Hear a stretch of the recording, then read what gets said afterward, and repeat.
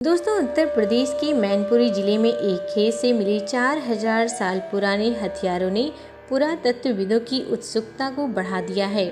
इन हथियारों को भगवान श्री कृष्ण काल यानी द्वापर युग का बताया जा रहा है। तांबे के हथियारों की जांच के बाद जो शोध परिणाम आए हैं उससे आर्कियोलॉजिस्ट काफ़ी रोमांचित है। प्राचीन काल में भी भारतीय लड़ाकों के पास उन्नत हथियार थे। इसका पता चलता है लड़ाके बड़े हथियारों से लड़ाई करते थे। वे बड़ी तलवारों का इस्तेमाल करते थे।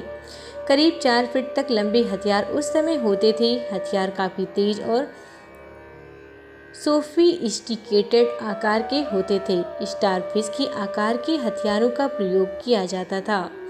सवाल यह भी है कि क्या इन हथियारों का प्रयोग कुरुक्षेत्र में हुई महाभारत की लड़ाई में प्रयोग किया गया था? इन सवालों के जवाब शोध के बाद ही मिलेंगे। बहरहाल, आर्कियोलॉजिस्ट ने हथियारों की जांच के बाद इसे रोमांचक करार दिया है। दरअसल जून के शुरुआत में मैनपुरी के गणेशपुर गांव में एक किसान अपने 2 बीघा खेत की जुताई कर रहा था। कई स्थानों पर खेत के ऊबड़ खाबड़ होने के कारण उसे समतल कर रहे थे। खुदाई कराए जाने के दौरान खेत से तांबे की तलवारें और हारपून मिले। किसान उन सभी हथियारों को अपने घर ले गए। उसे लगा कि ये सभी हथियार सोने या चांदी से बनी कीमती धातु के हैं। हालांकि खेत से हथियार मिलने की चर्चा पूरे इलाके में फैल गई और किसी ने इस संबंध में स्थानीय पुलिस को सूचित कर दिया। इसके बाद यह मामला भारतीय पुरातत्व सर्वेक्षण के संज्ञान में आया। उसने इन हथियारों को किसान से हासिल कर इसकी जांच कराई। किसान के खेत से मिले हथियारों की जांच के बाद कुछ पुरातत्वविदों ने इसे एंटीना तलवार और हारपून की उपाधि दी। इसके नीचे एक हुक लगा हुआ था। विशेषज्ञों का कहना है कि उत्तर प्रदेश के मैनपुरी में एक खेत के नीचे संयोग से 4000 पुराने तांबे के हथियार मिले हैं। हथियारों के संग्रह के गहन अध्ययन से यह द्वापर युग का लगता है। ASI के आर्कियोलॉजी के निर्देशक भुवन विक्रम का दावा है कि तांबे के ये हथियार ताम्र पाषाण काल के बताए जा रहे हैं। गेरू रंग के बर्तनों के रहने के कारण यह काफ़ी हद तक साबित होता है। कांस्य हड़प्पा काल की एक बड़ी विशेषता थी। इसे मूल रूप से तांबे के युग की एक शहरी सभ्यता के रूप में भी जाना जाता है। हालांकि अध्ययनों से पता चला है कि इस प्रकार के हथियार मुख्य रूप से तांबे से बने होते थे। इनमें कांस्य का प्रयोग नहीं होता था। OCP संस्कृति को आमतौर पर 2000 से 1500 ईसा पूर्व के बीच के काल का माना जाता है। इस काल के मिट्टी के बर्तन में लाल रंग की स्लिप लगाई जाती थी, लेकिन इसे छूने पर गेरुआ रंग उभरता था। इसीलिए पुरातत्वविदों ने इसे OPC संस्कृति का नाम दिया।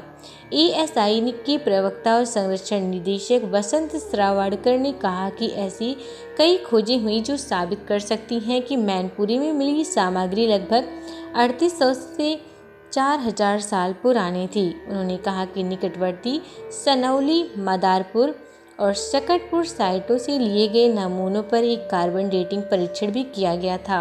वे 2000 ईसा पूर्व के साबित हुए हैं। वसंत सावरकर ने कहा कि हथियारों के पाए जाने के बाद यह साफ हो गया है कि इस काल के लोग भी युद्ध करते थे। यह युद्ध जमीन या अधिकारों के लिए 2 समूहों के बीच हो सकता है। इन हथियारों को देखने के बाद दावा किया जा रहा है कि यह आम लोगों के पास रहने वाले हथियार नहीं हैं। उस काल में इस प्रकार के हथियार आम लोगों की पहुंच से बाहर रहे होंगे।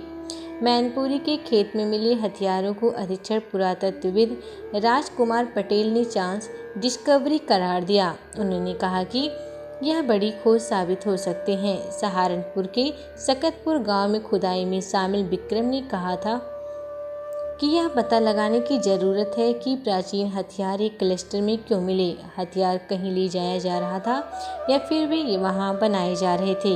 इसके लिए रिसर्च की ज़रूरत है। AMIU के इतिहासकार और पुरातत्वविद प्रोफेसर मानवेंद्र पुंधीर ने कहा कि ऐसा लगता है कि ये हथियार तो बड़े समूहों के बीच लड़ाई के योद्धाओं के थे या शिकार के लिए इस्तेमाल किए गए थे। हालांकि सनौली में पहले हुई एक खुदाई के दौरान युद्ध में प्रवक्ता होने वाला रथ मिला था जो योद्धा सिद्धांत का समर्थन करता है। निष्कर्षों से साफ है कि कॉपर एज में युद्ध आम बात थी, हालांकि इस पर और शोध की जरूरत बताई जा रही है।